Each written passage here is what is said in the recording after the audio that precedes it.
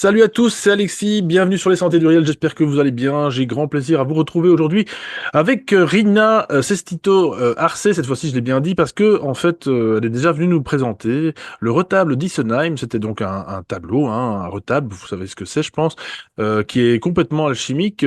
C'était une œuvre d'art vraiment intéressante avec nombreux symboles ésotériques justement.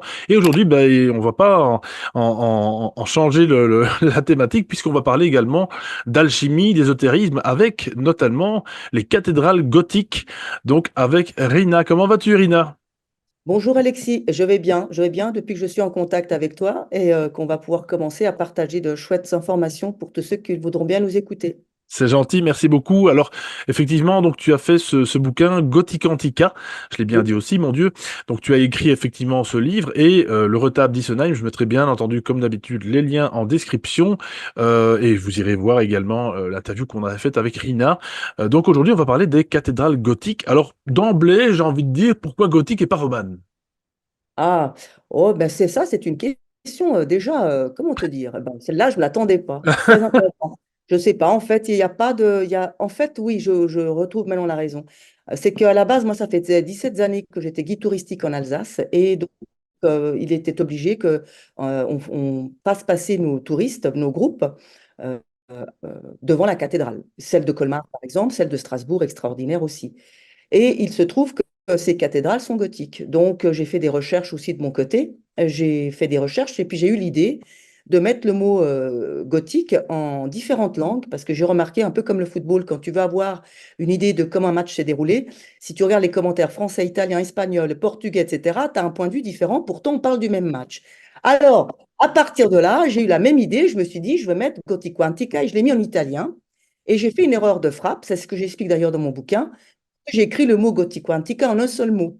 Et c'est comme ça que je me suis rendu compte qu'il y a le mot, le mot Argotica, c'est ça? gothique. Ouais, en fait, mon mot de recherche, c'était argotica en italien. Et là, je me suis rendu compte qu'il y avait l'art gothique. Et l'art gothique, c'est l'argot, c'est-à-dire l'art du parler caché. C'est-à-dire comment, dans la pierre, je peux mettre des sculptures, des peintures, des proportions, des orientations euh, qui ont un sens architectural, matière, et ont un autre sens, peut-être, de nous faire comprendre des choses de la vie. Et c'est comme ça que j'ai mis le doigt sur le fait que un lieu sacré, en particulier une cathédrale, mais ça peut être une chapelle perdue au milieu de nulle part, qu'elle soit romane ou gothique, en fait, ça n'a aucune importance, effectivement, on recèle un langage à double entrée. Une entrée littérale, c'est-à-dire quand je dis je vais à l'école, ben, c'est pour dire je vais à l'école, point barre. Mais peut-être qu'il y a un autre sens derrière. Si par exemple, je veux dire que je vais aller à un point X d'une ville pour vendre de la drogue, évidemment, quand je vais dire ça à mon vendeur, je ne vais pas lui dire que je vais te vendre de la drogue, mais je vais peut-être lui dire que je vends du chocolat. Alors, c'était une vraie expérience d'interprète parce que je suis travaillé pour la police. Les revendeurs disaient qu'ils vendaient du chocolat, mais ils ne vendaient pas du chocolat, ils vendaient de la drogue. Donc, c'est bel et bien un langage ésotérique, dans l'idée que le langage ésotérique, c'est pas satanique, comme beaucoup de gens le pensent. Franchement, pas du tout, c'est complètement à côté de la plaque. Le langage ésotérique, c'est juste pour dire qu'il y a un double sens. Il y a le langage exotérique, il faut comprendre le mot tel quel, et puis il y a derrière le mot un autre sens, un double, voire triple sens, et ça, c'est un langage ésotérique. Voilà.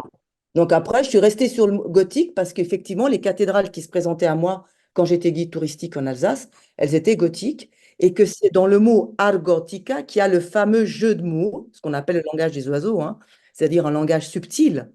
Il y a le langage cathédrale gothique, c'est cathédrale gothique, l'art gothique, c'est l'art gothique, ça c'est langage exotérique tel quel. Et puis derrière, il y a l'idée, l'argot, et ça c'est du langage des oiseaux, un langage subtil qui suggère l'idée que dans la pierre, dans le minéral, on y met des enseignements beaucoup plus subtils qui nous parlent de la vie, de la mort, voire de l'après-vie. Et s'il y a une après-vie, il y a une avant-naissance. C'est de la métaphysique. Et ça, métaphysique, comme le mot l'indique, c'est entre le physique et le subtil. C'est ça, en fait, le langage des oiseaux. Voilà. Exactement. Merci beaucoup, Rina. C'est très très clair. Et en plus, c'est vrai que on peut préciser que pour le langage des oiseaux, ce n'est pas uniquement des phrases, des jeux de mots. C'est aussi, comme tu l'as très bien dit, imagé. C'est des rébus en fait, hein. C'est vraiment des rébus. qu'on va décoder avec non pas notre mental le plus souvent, mais avec notre cœur, avec notre esprit peut-être au-delà. Donc on va voir aujourd'hui qu'effectivement les cathédrales gothiques, comme tu l'as très bien dit déjà, c'est donc non seulement bourré de symboles ésotériques, il y a aussi bourré d'alchimie, mais aussi, et surtout c'est ça qu'on va un petit peu pointer aujourd'hui, c'est que ils se calquent, enfin qu'elles se calquent en général, hein, les cathédrales gothiques ou les Oui, églises gothiques se calquent sur l'arbre de Séphiroth, donc la Kabbale. oui, Kabbale, on a déjà fait des émissions là-dessus. oui, Et effectivement, c'est incroyable. En fait, c'est une œuvre à ciel ouvert, mais qui n'est pas que qu'une œuvre belle, comme toi tu l'as expliqué en off. Ton bouquin, en fait, tu expliques que effectivement, oui, d'accord, c'est très très beau, etc. On peut aimer ou ne pas aimer, mais toi tu vas beaucoup plus loin dans la symbolique de la cathédrale en question. Et oui, c'est vraiment, voilà, c'est incroyable. C'est carrément un corps. On va même un peu en parler. C'est vraiment un outil multiple en fait, la cathédrale, hein, au-delà de prier, au-delà ou de se marier oui, ou de faire des enterrements. C'est oui, vraiment un outil. Alors, il faut quand même peut-être aussi préciser, ça, quand même, je tiens vraiment à le dire pour les personnes qui ne le sauraient pas, que les cathédrales ont été le plus souvent construites sur des lieux dits païens, oui. parfois celtiques aussi, je crois. Comment ça se passe un peu, Rina? Oui, alors en fait, pour un tout petit peu situer mon bouquin, donc Gothica Antica, je me suis amusé avec ce jeu de mots, gothique et quantique. Pourquoi? Parce que tout en prenant le lecteur par la main comme si j'étais son guide touristique, je le fais rentrer dans la cathédrale, mais la cathédrale gothique n'est qu'un prétexte. Parce qu'en fin de compte, quand je fais découvrir, par exemple, je dis à mon lecteur, t'as vu où est placée la cathédrale? T'as vu comme elle est orientée? T'as vu comme elle est proportionnée? Pourquoi il y a deux tours? Pourquoi la crypte est en bas? Pourquoi ceci et pourquoi cela? En fin de compte, je donne des clés très simples, hein, parce qu'à chaque fois, à chaque question, on aurait pu écrire une bibliothèque. On peut écrire une bibliothèque sur les cryptes, on peut écrire une bibliothèque sur les Vierges noires et ainsi de suite. Bon, là, je suis allée vraiment au plus simple, mais en même temps au plus profond. C'est-à-dire que tout en prenant le lecteur par la main, en le faisant parcourir une cathédrale gothique imaginaire, en fait, je lui donne des clés de compréhension du pourquoi ceci est fait comme ceci ou comme cela. Et à partir de là, ce même lecteur, il va se rendre compte, mais maintenant, où que j'aille, j'ai les clés de compréhension, j'ai les clés de lecture. C'est-à-dire que si moi je vais à Stonehenge, dans un lieu mégalithique, si moi je vais visiter un lieu celtique, si moi je vais visiter n'importe quel lieu sacré, aucune importance, on va faire peut-être les choses différemment, mais parce que j'ai déjà une idée globale de comment on fait les choses dans l'art gothique, du coup, tout le reste va suivre. Je vais donner un exemple. Pour l'art gothique, on parle d'un art verticalisé. C'est comme si l'homme, dans cette cathédrale, veut dire je veux vraiment me mettre sur un trampoline et aller toucher Dieu avec le doigt. Je veux vraiment, grâce au monument, me rendre compte que j'ai une dimension verticale et spirituelle. Très bien. Mais si je vais dans une église romane, j'ai pas du tout la même architecture. C'est même l'inverse. Le roman, c'est quelque chose de petit, horizontal, sombre, cossu, etc., etc. D'accord.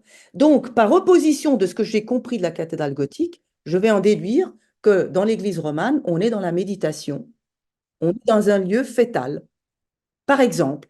Donc, si tu comprends l'un, tu comprends l'autre qui est contraire, opposé, complémentaire. Voilà.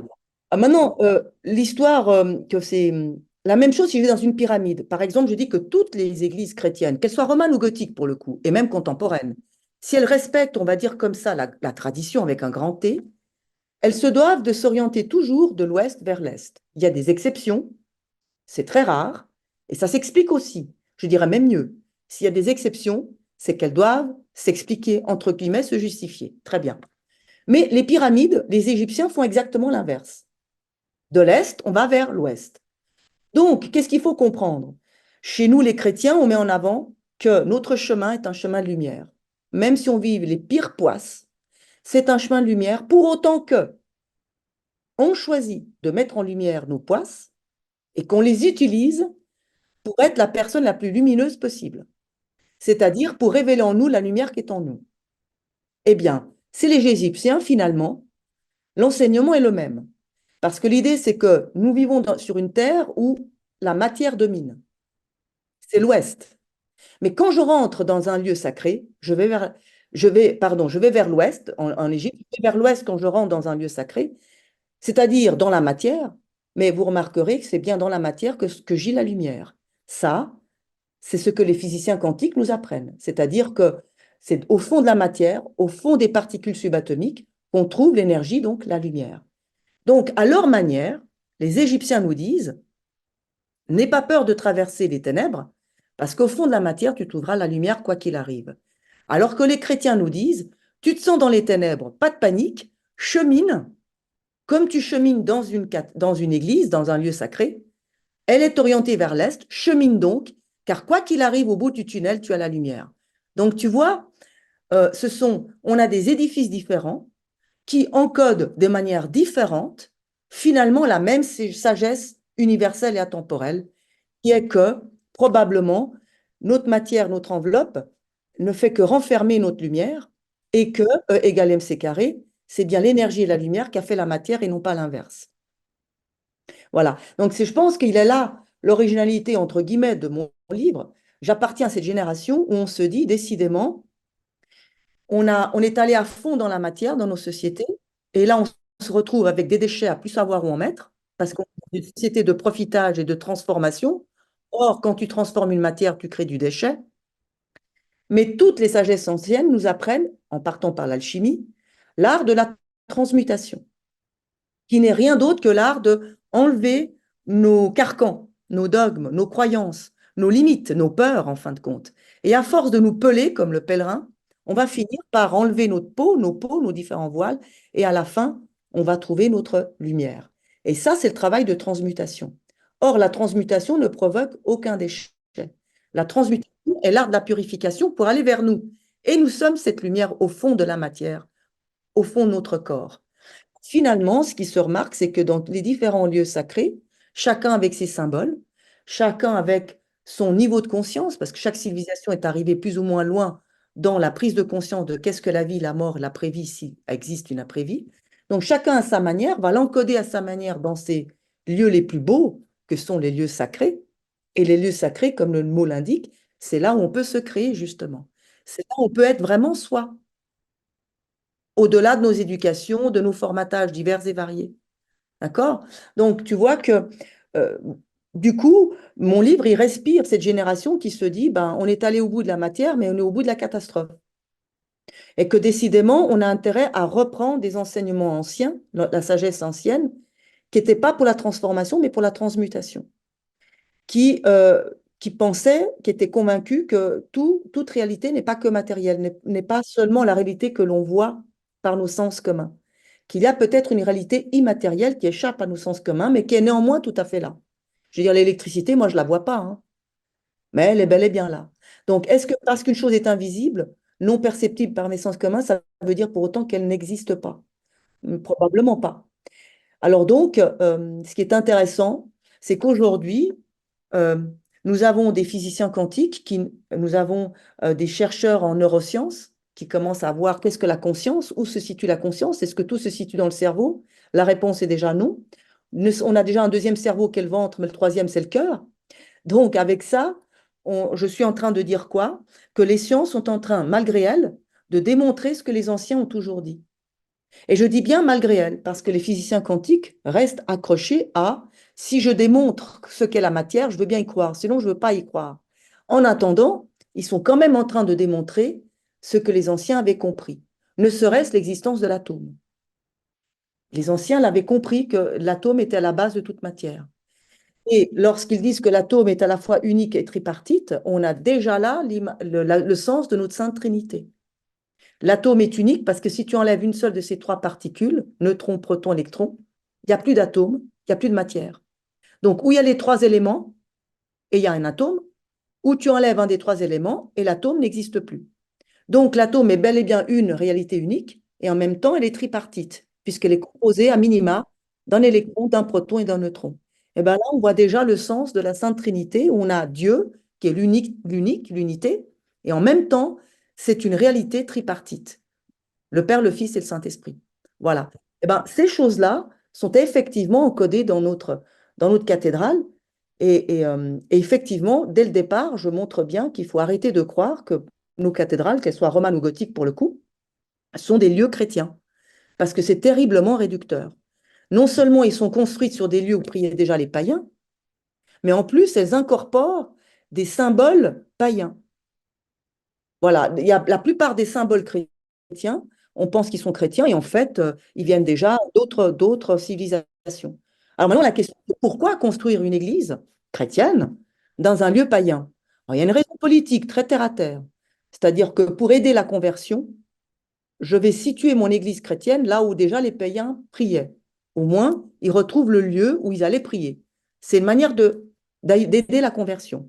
Mais il y a une autre raison aussi quand même, et celle-là, on ne peut pas l'occulter, c'est que, à commencer par les Romains qui avaient l'art de savoir où se situent les veines telluriques pour construire leur voie romaine, pour aider leurs troupes à avoir la force et le courage à arriver le premier sur les champs de bataille, pour choisir le meilleur endroit où commencer un conflit. Donc les Romains étaient déjà les premiers, pour ne citer qu'eux, hein, étaient déjà les premiers à dire, voilà où je vais placer l'autel le plus important de mon Dieu. Vous savez que les Romains n'ont jamais éliminé les dieux des païens. Au contraire, pour aider l'assimilation, ils ont ajouté leurs dieux à ceux des locaux. Mais n'empêche que le dieu principal des Romains, que vous dites, par exemple Apollon, le temple d'Apollon ou d'autres dieux principaux, on les mettait dans des lieux, telluriquement parlant, très puissants. Donc, comme par hasard, là où il y avait déjà le temple principal des païens. Donc, on voit déjà que, et le temple romain va devenir une église romane et va peut-être elle aussi devenir une église gothique. Elle restera romane ou elle deviendra gothique. Donc, comment dirais-je, euh, toute la civilisation minérale, j'allais dire, de la civilisation chrétienne, donc toutes nos églises, ou pratiquement toutes, sont les plus importantes, sont placées là où c'était déjà des lieux de prière fondamentaux des païens. Donc, on a vraiment un système de poupées russes.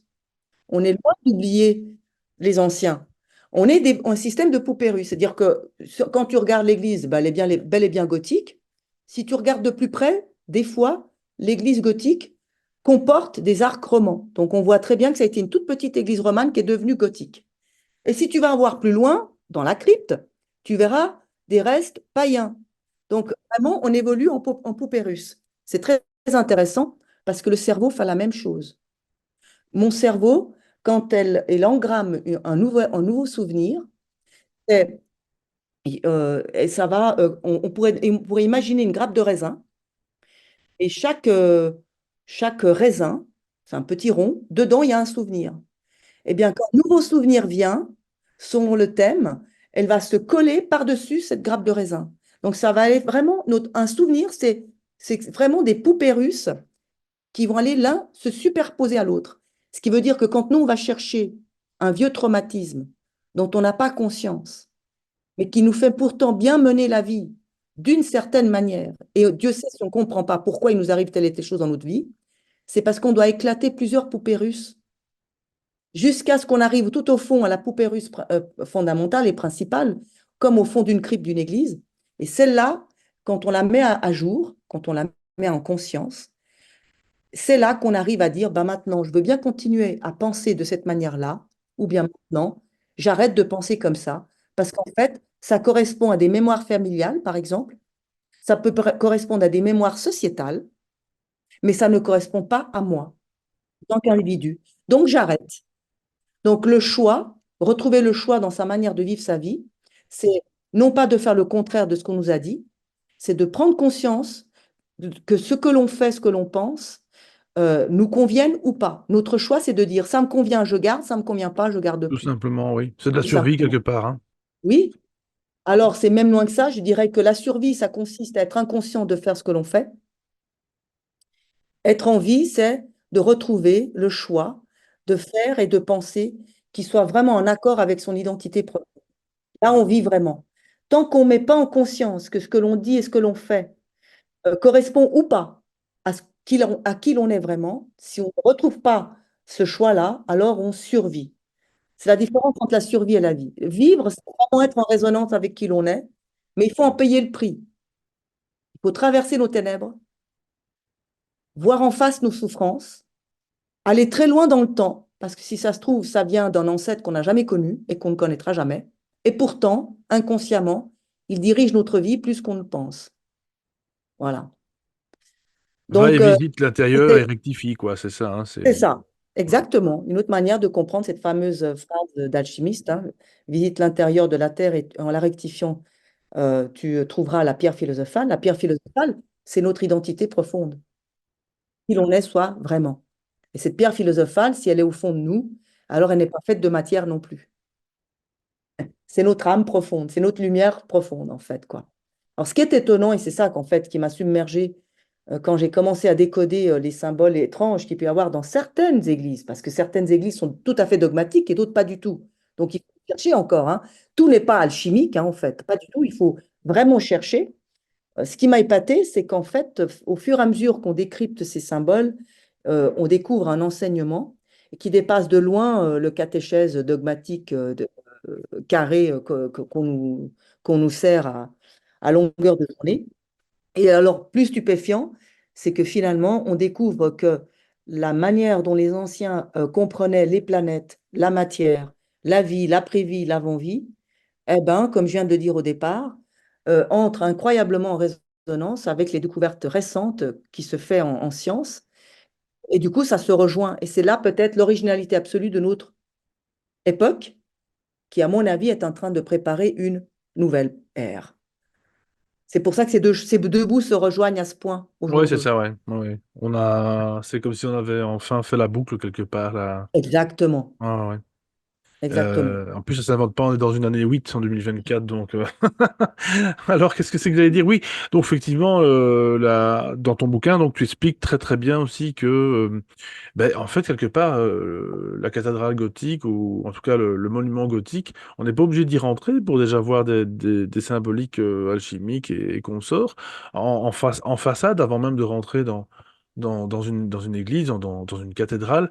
Il y a déjà pas mal d'éléments, et notamment les quatre éléments que l'on connaît bien, eau, terre et feu et air, si je dis pas de Oui, bêtises. Et oui. est-ce que tu peux peut-être en jeter un petit peu un mot, et après on expliquera effectivement un peu ce cheminement, pourquoi est-ce que quand on rentre dans une cathédrale, vous allez voir, chers auditeurs, vous ne rentrerez plus dans une cathédrale comme avant. Vous C'est aurez vrai. déjà... Je pense que le livre, il prend l'excuse de la cathédrale, mais c'est un vrai livre initiatique. Ouais, ouais, c'est ça. Les deux livres, en fait, mais je ne l'ai pas fait exprès du tout, hein. C'était pas prévu que j'écrive, et encore moins que j'écrive le deuxième livre. Gothic Quantique a été mon premier, le retable a été le deuxième. Et vraiment, ils sont très différents. De la cathédrale, c'est un réceptacle incroyable de symboles et de savoir. Alors, c'est un truc énorme et en même temps, alors qu'avec le retable, c'est l'inverse. J'ai pris un chef-d'œuvre très, très ponctuel et de ce chef-d'œuvre, j'ai élargi le discours avec l'alchimie. Mais l'alchimie, c'est simplement, en fin de compte, une compréhension initiatique de notre vie de tous les jours, en fait, hein. Oui, complètement. Alors, maintenant, pour ce qui est de la cathédrale, effectivement, on n'a pas besoin de rentrer pour déjà avoir des informations. Le problème, c'est que c'est tellement grand, c'est tellement visible qu'on ne le voit pas. Eh ben, je vais te dire, hein, maintenant, je m'amuse vraiment à visiter des lieux, pas seulement des églises, hein, des lieux quels qu'ils soient. Et un petit peu, je m'amuse en fait. Déjà, là, je suis très contente parce que je visite plus des lieux juste pour les visiter, je vais pour m'amuser. Et en fin de compte, j'essaye de décrypter. Alors, par exemple, il y a quelques jours, je suis allée voir la cathédrale de Milan. Je suis restée 3 heures dedans et je ne voyais pas la méridienne. Elle était tellement énorme, à même le sol. Et je savais qu'elle était à même le sol, hein. Elle était tellement juste après l'entrée. On est tellement choqué par la grandeur des lieux, on a les yeux rivés au ciel. Eh ben, la méridienne, il fallait regarder dès qu'on rentre en bas. De ce fait-là, je ne l'ai pas vue, j'ai mis 3 heures pour la trouver. Voilà. Ça, c'est pour donner un exemple de quelqu'un comme moi qui est censé maintenant m'amuser beaucoup à décrypter les choses. Ben, vous voyez, on est toujours surpris de découvrir qu'on ne sait rien. Ça, c'est une vérité C'est vraie. ça, c'est ça. Ah ben, il en va de même, effectivement, quand on regarde une cathédrale, je suis toujours, par exemple, étonnée de voir, oui, tu parlais des quatre éléments. Effectivement, il y a plusieurs manières nous afficher les quatre éléments dans une cathédrale. Alors, on parle de Chartres, parce que si on regarde bien la façade de Chartres, on y trouve un carré, le rond de la rosace, et puis juste derrière, on y voit un petit toit triangulaire. Bon, ben, ces trois formes géométriques élémentaires sont les trois symboles des éléments de base. Le carré, bien sûr, c'est la terre. Le rond, c'est l'âme. Pourquoi le rond, le cercle, c'est l'âme? Parce que pour faire le calcul d'un cercle, il faut que je fasse intervenir le chiffre pi. Or, 3,14 à l'infini, c'est un chiffre irrationnel. Si c'est irrationnel, c'est pas palpable. Ben, l'âme, ce n'est pas palpable, c'est au fond de moi, je ne le vois pas, ça échappe à mes sens communs. Et le triangle, c'est l'esprit. Alors, qu'est-ce que la différence entre l'âme et l'esprit? Disons que quand à notre mort physique s'échappe notre âme, si on entend les personnes qui ont vécu une mort imminente, c'est généralement par la tête, il faudrait dire plus précisément, par la fontanelle. Vous savez, ce trou des bébés, la fontanelle, la fontaine, c'est la source. Mais certains se sont vus sortir par le nombril. Bon, peu importe, en tout cas, l'âme sortirait de notre corps et il faut un certain temps à cette âme pour se rendre compte que la vie terrestre est finie. C'est pour ça que certains paniquent et restent sur Terre, mais d'autres vont vers la lumière, ce fameux tunnel, et l'âme va devenir un esprit. Donc, quelle est la différence entre l'âme et l'esprit? Ben, l'esprit est une énergie encore plus subtile que l'âme. Ouais. Qui, Voilà. dit-on, est immortel, là, pour le coup, hein. Ah oui, ben l'âme l'est déjà, l'esprit est d'autant plus subtil qu'on le symbolise par le triangle pointe vers le haut, pour dire que c'est vraiment quelque chose d'extrêmement subtil et qui échappe complètement à la gravité terrestre. Vous entendez bien le mot force de gravité, c'est que c'est grave, vivre sur Terre. Voilà. Donc ça, c'est une manière de signaler à tout visiteur les trois matières de l'alchimiste. Mais ce n'est pas la seule manière de le signaler. On a aussi des fois les quatre symboles des quatre évangélistes. Quand on parle du lion, c'est Saint Marc. On a l'aigle, c'est Saint Jean. Le taureau, c'est Saint Luc. Peut-être même que je fais une inversion, il faut encore que je vérifie, parce que là, je suis j'ai un petit doute. Et on a un dernier, oui, on a Saint Matthieu pour l'ange. On a là les quatre éléments pour le coup, c'est-à-dire la terre, l'eau, le feu et l'air. Hein. L'eau, on a le lion, c'est le feu, l'aigle, c'est l'air, on a le taureau, c'est la terre, il nous manque un, eh ben, c'est le Verseau, l'ange le Verseau, c'est l'eau. Donc on a les quatre évangélistes qui représentent les quatre éléments. Mais ce sont quatre éléments tout à fait terriens, ça n'a rien à voir avec le carré, le cercle et le triangle. Pour nous distinguer, le carré, c'est la matière, alors que le cercle et le triangle, ce sont, oui, des matières, mais très subtiles, c'est-à-dire l'âme, le cercle, l'esprit, le triangle. Donc, voilà des symboles qu'on peut trouver parmi d'autres, qu'on a en façade pour dire, on n'a même pas besoin de rentrer, et on a déjà là des symboles très connus. Les quatre évangélistes, un bon chrétien vous dira, mais ce sont quatre symboles typiques euh, de la chrétienté, en fait. Mais pas vraiment, à vrai dire. Parce que, par exemple, le symbole du Verseau, c'est qu'on retrouve d'ailleurs dans le zodiaque, il a été changé justement pour faire en sorte que les quatre évangélistes représentent les quatre éléments. Parce qu'au départ, il y avait le scorpion, et le scorpion est un élément de terre. Donc, ça ne le fait pas. Donc, on a changé, en fin de compte, on a changé les symboles pour faire que finalement, les quatre évangélistes puissent représenter les quatre éléments. Terre, eau, feu, air. D'accord? Donc, tout ça pour dire que, effectivement, sans même rentrer dans la cathédrale, on a déjà des enseignements des quatre éléments avec lesquels, pas seulement la chimiste travaille, mais dans lequel tout être humain, avec ou sans conscience, évolue. Qu'on le veuille ou non, on évolue dans les quatre éléments. Qu'on le veuille ou non, on a une perception facile de la matière, le carré, et une perception plus subtile de l'âme et de l'esprit, par exemple. Voilà. Et dans ton livre, justement, tu fais donc tu as une illustration, je la mettrai ici en incrustation, où on voit effectivement les sept chakras représentés tout le long de Oui, cette cathédrale. C'est fantastique, puisqu'on oui, dit que le cœur, le cœur du monument, finalement, se trouve tout au fond, là où, en général, le curé, ou en tout cas euh, oui. Oui, le curé, le- l'évêque prêche, l'évêque, oui. voilà, assène donc les prières, etc. Et voilà, donc c'est de là un petit peu que tout part. Il y a aussi, ça fait une chambre d'écho, bon, bien entendu, mais on rentre finalement par le chakra racine pour atteindre justement ce fameux cœur de l'église, la cathédrale, donc Oui, qui est représenté par le chakra coronal, donc le plus haut, on va dire, en tout cas. oui, Euh, et c'est fantastique comme symbolique parce que Je veux dire, on peut vraiment, là, on peut vraiment faire un calque sur l'humain, enfin sur l'homme, en tout cas Oui, sur le vivant.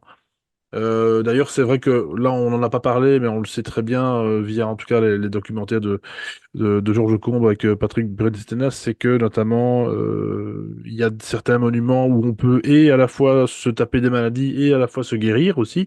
par justement, comme tu l'as très bien dit, les courants telluriques, etc. Et donc, il y avait quand même une connaissance de tout ça. Je veux dire, voilà, comme tu dis, on en revient vraiment à ça via les scientifiques, etc., au microscope électronique. Mais eux, ils avaient quand même pas tous ces outils et ils avaient déjà cette connaissance, déjà quand même super moderne, finalement, quelque part. Enfin, Oui, alors il y a deux raisons à cela. En fait, l'histoire du chakra, j'ai trouvé très drôle parce que je me suis dit, punaise, la preuve qu'il y a que les chakras sont indiqués dans une cathédrale, décidément, c'est extraordinaire. Mais c'est extraordinaire en termes de pacification religieuse, hein. Je dis toujours, on fait des guerres de religion, on ne fait jamais des guerres de spiritualité. À mon avis, il y a deux raisons à cela. Une raison, à mon avis, alors très simple, mais ça vaut la peine de la rappeler, c'est que quand on se pose des questions métaphysiques, la vie, la mort, c'est des questions qui dépassent le temps et l'espace. Pense que le Néandertal s'est posé les mêmes questions que nous aujourd'hui. Est-ce que ma vie a un sens ou pas? Donc, du coup, chacun à sa vitesse, chacun à sa manière et chacun avec ses propres symboles, mais on va plus ou moins comprendre les mêmes choses. On va se retrouver dans les questionnements et dans les réponses aussi. Ce qui fait que c'est pas étonnant que je peux regarder un temple hindou, une église gothique bien chrétienne, en passant par une pyramide aztèque. Et même si les symboles vont différer, je le répète, on va retrouver des grandes idées de pensée sur ce qu'est la vie, la mort, l'au-delà. On va retrouver des choses bien plus communes qu'on ne le pense. Il suffit juste d'enlever l'écorce, l'apparat, j'allais dire. On enlève l'apparat, mais au fond, qu'est-ce qu'on veut dire? Et là, on s'y retrouve beaucoup plus qu'on ne le pense. Ça, c'est le premier point. Le deuxième, le deuxième, pour nous en Europe, c'est-à-dire l'Europe du Nord, du Centre et du Sud, en ajoutant il faudrait même ajouter le Maghreb et le Moyen-Orient, nous sommes dans la même famille alchimique. Aujourd'hui, malheureusement, on vit de terribles déchirements, mais pour les anciens, c'était la même famille. La patrie commune, c'est l'Égypte. Et le savoir égyptien s'est transmis avec la Kabbale juive, qui s'est transmis avec les soufis musulmans, qu'ils ont transmis aux Templiers bien chrétiens. Ils sont allés à travers l'Europe après avoir perdu Jérusalem pour construire les cathédrales que nous connaissons. Et il y a eu différentes écoles du mystère à Naples, à Barcelone, à Prague, etc., etc. Et puis finalement, pratiquement 1008, première loge maçonnique à Londres. Et voilà que les maçons, eux aussi, vont garder précieusement ce savoir alchimique-là. Bon, ça c'est un premier point. Le deuxième, c'est pour ça qu'en fait, au-delà de nos religions monothéistes, on retrouve les mêmes grands concepts. Ça c'est le premier point. Donc on a beaucoup plus de symboles musulmans et hébreux dans nos églises chrétiennes qu'on ne le pense. Comme en plus les Romains ont incorporé les savoirs païens, alors je ne vous dis pas les magnifiques mélanges qu'on y a. Très bien. Au-delà de ça, je dis nous avons une grand-mère culturelle qui s'appelle l'Inde. Nous n'avons jamais été séparés de l'Inde. C'est notre grande bibliothèque. Et donc, les hindous qui ont, eux, développé leur propre médecine, même au travers du kung-fu, hein, qui s'est bien exprimé en Chine, etc. Mais c'est indien, c'est né en Inde. Donc, ce savoir hindou, nous en avons toujours été rattachés, bien plus qu'on ne le pense. On parle d'un Jésus qui serait parti en Inde pour apprendre aussi de cette école des mystères-là, qui était l'école à l'avant-garde, hein, avec celle égyptienne, avec celle grecque. Bon. Eh bien, donc, du coup, quand on voit les choses de cette manière-là, on se dit, après tout, c'est pas un hasard que même nos églises, ici ou là, certaines plus que d'autres, certaines plus ésotériques, moins dogmatiques que d'autres, eh ben, nous donnent la preuve de la connaissance de ces chakras, hein. Nous avons à Vézelay un Christ extraordinaire qui présente réellement des dessins de chakras sur ses genoux, sur ses hanches, par exemple. Le chakra du genou n'est peut-être pas un chakra fondamental des hindous, mais l'est chez nous, dans notre civilisation chrétienne, d'où le ploiement du genou du Templier, qui est une manière de dire que pour une cause supérieure, je plie le genou et je mettrai ma vie pour cette cause supérieure. D'où l'importance du chakra du genou, par exemple, dans notre civilisation. Elle est peut-être secondaire chez les hindous, mais pour nous, elle est très importante. Bon. Et puis, on a une statue de 2,50 m, hein, au cas où on penserait que le langage ésotérique, ça veut dire le langage caché. Non, c'est un langage subtil, c'est pas la même chose. C'est un langage à double lecture, c'est pas la même chose. Mais une statue de 2,50 m À l'extérieur de l'église, c'est pas vraiment caché, pour tout dire. Et donc, cette statue indique les 7 chakras. Donc, ils étaient à la connaissance que le corps humain émane une énergie qui avait des centres énergétiques fondamentaux, les fameux 7 chakras, et d'autres, puisque, par exemple, à Vesoul, on indique le chakra de la hanche, on indique le chakra du genou. Oui, c'est ça, voilà. Les mains aussi. Oh, voilà. Maintenant, à partir de là, si on n'a pas de statuaire, ça ne veut pas dire pour autant que d'autres églises qui dépassent de loin le dogme, on va dire ça comme ça, n'indiquaient pas les chakras. Parce que si on regarde la proportion d'une cathédrale, et si on lève les yeux, on verra qu'il y a des clés de voûte. Alors jusque-là, c'est rien d'extraordinaire. Un architecte te dira que si je ne mets pas une clé de voûte, bah, mon toit va s'écrouler. Voilà. Et c'est tout à fait juste comme interprétation, hein. C'est une réalité physique, qu'on le veuille ou non, nous sommes faits de matière et nous devons quand même bel et bien vivre dans cette matière et comprendre ses lois. On est d'accord.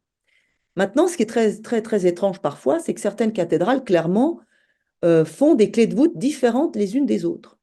Vous n'avez pas deux clés de voûte identiques.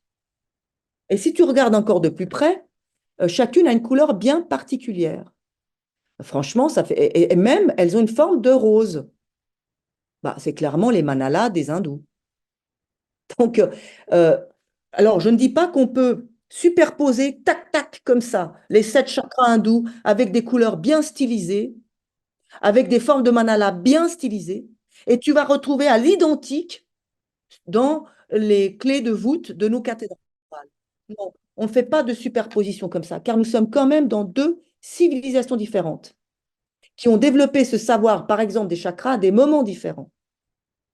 Mais n'empêche, c'est quand même intriguant de voir que les clés de voûte de nos cathédrales sont souvent différents, souvent en forme florale et souvent de couleurs différentes. Si je voulais faire une décoration, et une simple décoration, écoute, matériellement parlant, je n'avais pas besoin de me casser les pieds de faire des clés de voûte différentes. Hein, je pouvais mettre la même pierre, je demande à mon sculpteur, hein, mon tailleur de pierre, tu me fais 7 clés de voûte, toutes à l'identique, et je les mettrais 1, 2, 3, 4, 5, 6, 7. Voilà, point barre. Et non, c'est pas comme ça que ça se passe. Donc, il doit y avoir une raison, et je pense que ce sont des indicateurs d'énergie différentes. Ce sont des indicateurs de vortex qui sont différents d'une église à une autre. Donc, on n'aura pas les mêmes clés de voûte, on n'aura pas les mêmes couleurs appliquées. Voilà. Des fois, le chakra du cœur ne va pas forcément être placé exactement sous le cœur. Si ça ne le fait pas, on va le mettre un petit peu ailleurs. Il va falloir chercher. Il y en a qui s'amusent à le faire avec le pendule. Mais en tout cas, on a une indication. Parce que si on voulait rien indiquer, bah, tout simplement, on fait une clé de voûte banale, on ne colore pas, on ne la sculpte pas de manière particulière. Elles sont toutes identiques, point final. C'est pas ce qui se passe. Donc, il y a quand même bel et bien un choix d'indication. Donc, il y a une question qui se pose. Et cette question ne sera pas purement matérielle. Elle aura bien à trouver des réponses à un autre niveau. Maintenant, qu'on ne trouve pas la bonne réponse, c'est une autre histoire. Mais tant pis si on ne trouve pas la réponse. C'est déjà bien de se poser la question. Parce qu'à partir du moment où on se pose la question, c'est qu'on laisse le champ du possible et on se laisse croire que s'ils ont distingué les clés de voûte, c'est qu'il y a une raison. Voilà, rien que ça. Rien que ça. Incroyable, incroyable. Merci beaucoup, Rina. C'est vrai que de toute façon, on le sait, hein, les couleurs sont vibrantes, tout est vibrant, et donc quelque part, ces couleurs ont un code fréquentiel, et donc je pense Exact. que le fait d'avoir mis ces couleurs-là à tel endroit, eh bien, comme on le fait, soit en géobiologie, par exemple, on va appliquer ce qu'on appelle des leviers qui vont pouvoir rectifier un endroit, par exemple, un lieu, et soit soit en écrasant, soit en annihilant le côté négatif de ce que justement le sol, entre Oui, guillemets, ces ondes telluriques peuvent oui. émettre, soit au contraire, en les rendant plus puissantes, en les boostant, hein, on va dire ça comme Fortifiant, en ça. les fortifiant. Voilà, Exact. exactement. Donc, Complètement. Alors donc ça, c'est un autre point très intéressant. ouais. Euh, Effectivement, c'est-à-dire que, tu vois, si la cathédrale n'était qu'une beauté artistique, alors pas seulement matérielle, hein, je vais plus loin, si c'était qu'une beauté artistique, on va dire, il y a quand même des cathédrales qui, des fois, présentent des protubérances architecturales. C'est-à-dire qu'il y a un machin qui se trouve à droite et pas à gauche, et à la limite, c'est pas seulement pas très symétrique, c'est pas forcément très joli. C'est peut-être original, c'est pas forcément dans l'a priori qu'on pourrait avoir du beau. Alors, je sais pas ce que ça veut dire finalement, parce que c'est très relatif. Mais par contre, si on comprend la logique géobiologique, là, on comprend. C'est-à-dire que des fois, on va ajouter des pièces architecturales qui coûtent une fortune par ailleurs, hein, parce que la pierre coûte très cher. On va se donner du mal à dépenser beaucoup d'argent et à dépenser beaucoup d'énergie pour ajouter un drôle d'élément qui en soi est même complètement inutile, parce qu'une espèce de chapelle accolée au troisième étage de la cathédrale, dans laquelle on n'entre pas, c'est objectivement inutile, mais géobiologiquement, ça va peut-être adoucir des énergies qui sont peut-être trop puissantes. Alors, on a un exemple comme ça à Strasbourg. Dans la cathédrale de Strasbourg, quand tu rentres sur la droite, il y a un escalier hélicoïdal. Ça coûte une fortune. Il y a un escalier hélicoïdal qui, comme tous les escaliers hélicoïdaux, tourne autour d'un axe, un pilier central. Eh bien, si tu regardes bien cet escalier, mais alors il faut bien regarder, tu verras que le pilier central, il est brisé. Il est brisé. C'est-à-dire que tu montes d'en bas, hein, imagine, tu es en bas, tu montes l'escalier jusqu'à sa moitié, puis après, tu ne peux plus monter. Parce que le pilier central est brisé, donc ton escalier, il va buter contre le pilier. Si maintenant je prenais l'escalier depuis en haut, je pourrais descendre jusqu'à un certain point, parce qu'à un moment donné, bah, j'ai plus la marche qui me permet de continuer, puisque le pilier central est brisé. Il va dans le vide, si tu veux. Alors ça, c'est un élément parfaitement inutile. Clairement, là, on est en train d'atténuer des énergies ascendantes et descendantes pour faire que les lieux soient plus apaisés. Il n'y a aucune raison matérielle, architecturale ou aucune raison artistique, esthétique pour faire un escalier comme ça. Donc là, il faut bien aller voir une raison ailleurs. Alors certains me diront, oui, mais moi, j'y crois pas aux énergies. D'accord, tu n'y crois pas. C'est pas grave. En attendant, les anciens y croyaient. Ils croyaient manifestement, puisqu'ils ont fait des éléments qui coûtent très cher et qui servent à rien. Donc, si on veut comprendre les lieux, il faudra quand même aller comprendre qu'est-ce que l'alchimie, qui est la base et la source de cette connaissance ésotérique, c'est-à-dire subtile. C'est la connaissance de ces énergies subtiles. C'est comme pour le retable. On continue, on s'acharne à expliquer le retable de manière purement religieuse, très matérielle. Le problème, c'est qu'à l'époque, ils ne croyaient pas. Ils croyaient fermement à l'existence de l'âme et de l'esprit. Donc, ils vont mettre dedans cette compréhension-là. Elle peut être fausse, on s'en fout. Mais si on ne va pas chercher quels sont les symboles, qu'est-ce qu'ils veulent dire, dans la compréhension que les anciens avaient de la matière, de l'âme et de l'esprit, on va rien comprendre quand même du message qu'ils nous ont laissé. Donc, même si on ne peut pas croire à l'énergie, je dirais que ce n'est pas important.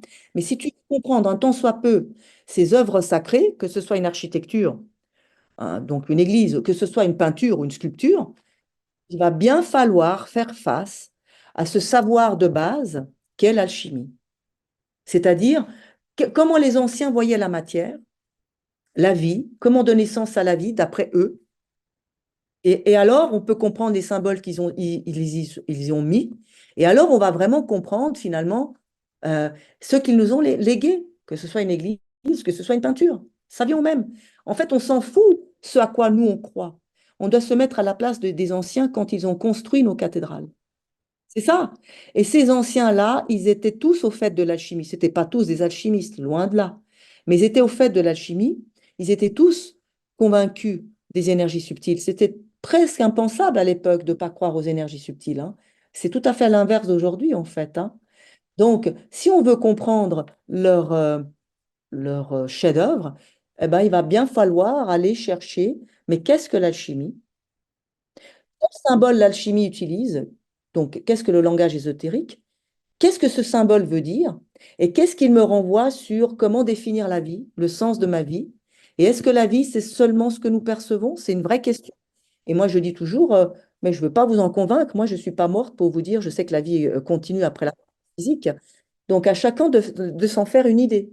Mais même pour les personnes qui sont juste des amoureux de l'art dans une église ou l'art dans une peinture, dans une architecture, ben, je trouve incroyable qu'encore aujourd'hui, on continue à enseigner l'art de nos anciens sans jamais faire un petit coucou, un petit détour là, vers l'alchimie, alors que ça faisait partie de la réalité de nos anciens. Et cette réalité, nos anciens, ils l'ont mis dans leur chef-d'œuvre.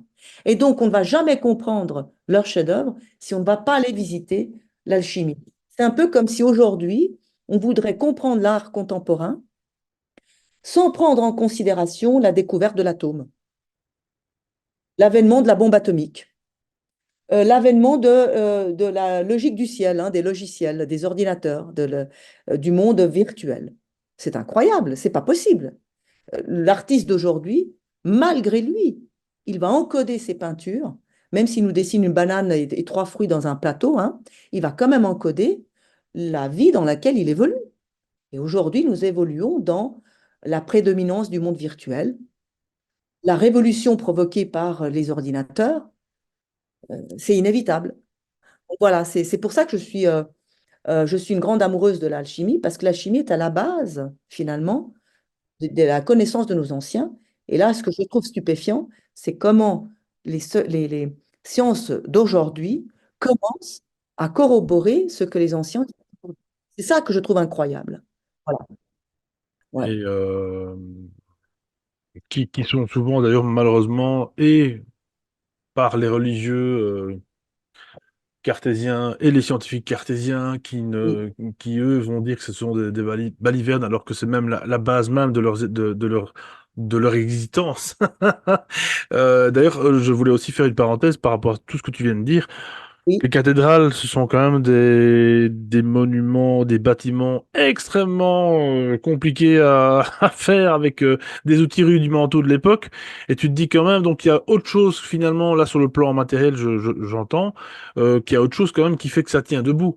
Je veux dire, là, on est bien d'accord que justement, ça a été aussi créé de manière, je vais pas dire presque magique, mais enfin, ça n'a pas été construit que avec des outils, quoi. Je veux dire, c'est qu'il y a vraiment c'est bien la preuve que c'est encore là de nos jours, à part si elles se font bombarder par une guerre et qu'on sort.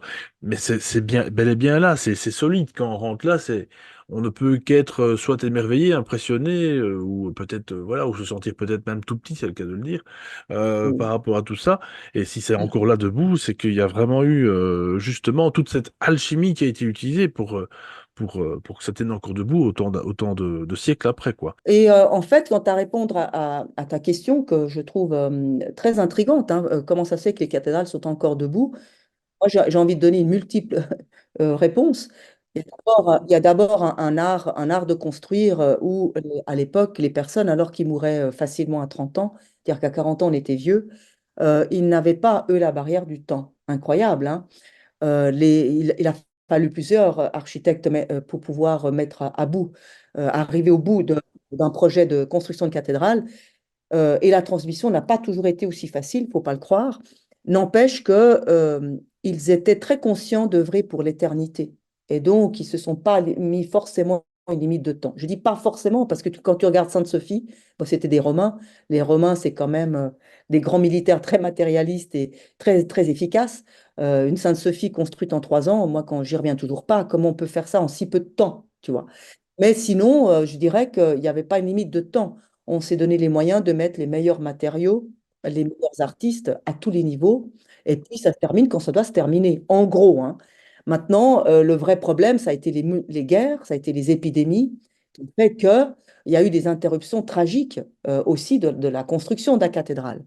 Bon, ceci étant dit, l'inconvénient peut être aussi un avantage, c'est-à-dire que si d'un côté, les constructions ont été largement ralenties par les aléas de l'histoire humaine, ça a aussi permis, à chaque fois qu'on reprend l'ouvrage, d'avoir eu un espace-temps pour se dire, est-ce que la construction, c'est bien comme ci ou c'est bien comme ça? Parce qu'à vrai dire, plus d'une fois, il a fallu faire de grandes corrections par rapport à des projets.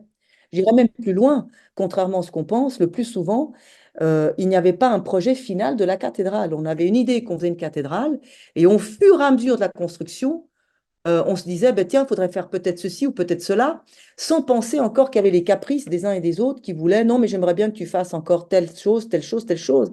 Donc, en fait, c'est un vrai miracle que les cathédrales ont pu être construites, ont pu être abouties et ont pu tenir dans le temps. Parce que réellement, vu les caprices des uns et des autres, quand toi tu ajoutes un morceau de cathédrale, tu ajoutes des tonnes et des tonnes de matière et tu mets en question les fondations qui n'avaient pas forcément prévu une cathédrale aussi haute, aussi large, aussi grande.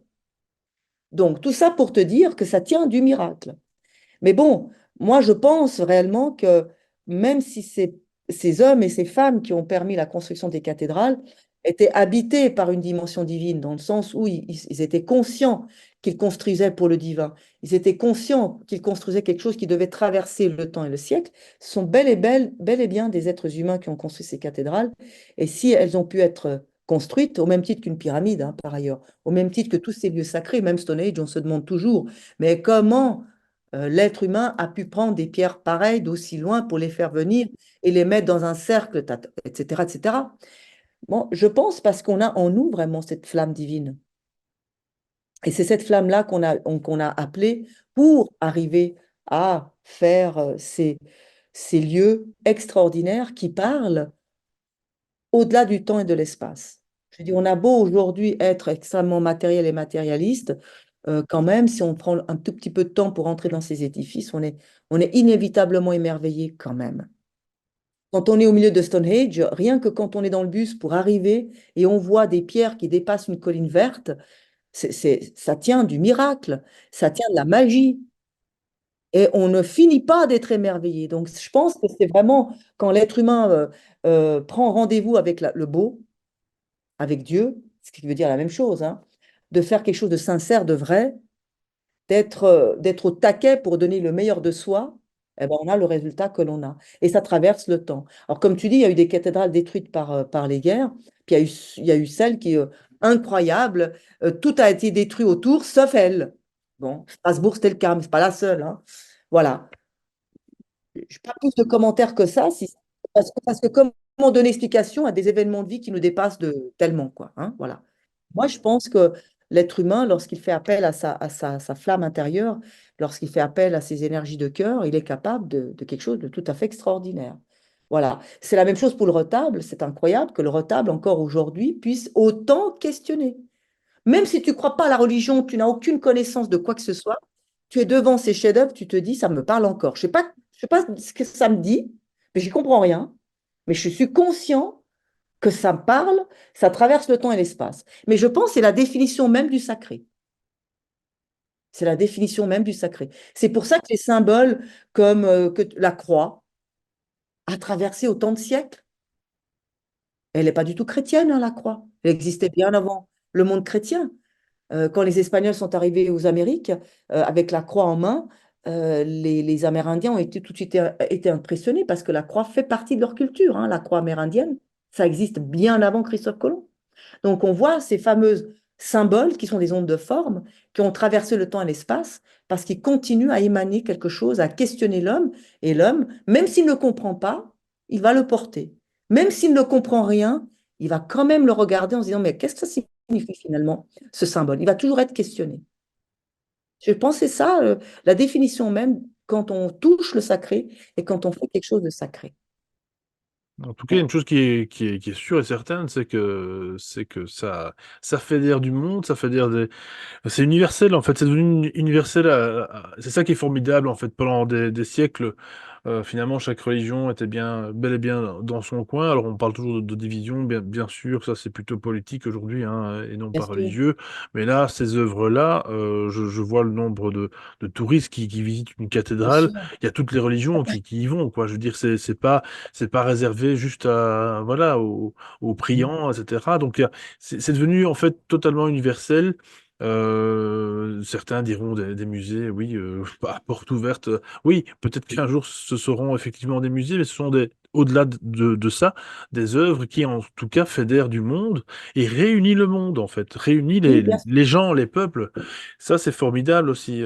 Quelle que soit la vision qu'on en a, quelle que soit l'approche et religieuse ou non qu'on en a, force est de constater qu'un tableau, un retable, comme celui que tu as présenté à l'émission précédente, d'Issenheim, ou les cathédrales en général, ben, drainent du monde, drainent la curiosité, voilà. Et Complètement.